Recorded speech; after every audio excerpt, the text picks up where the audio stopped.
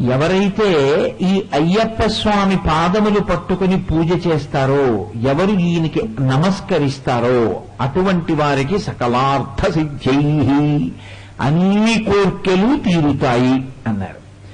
ఈ మాట చెప్పగానే అప్పటిదాకా ముక్కు మీద వేలేసుకుని నాకు లక్ష్మీదేవి ఏమవుతుంది అని ఆలోచించినటువంటి అయ్యప్ప స్వామి ముక్కు మీద వేలు తీసేసి చెయ్యిలా పెట్టి అభయహస్తం పట్టారు.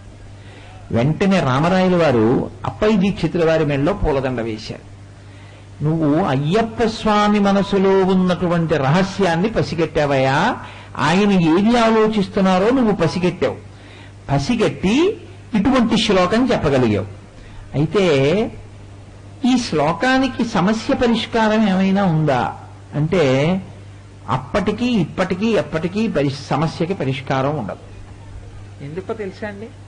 ఎలా వస్తుంది పరిష్కారం?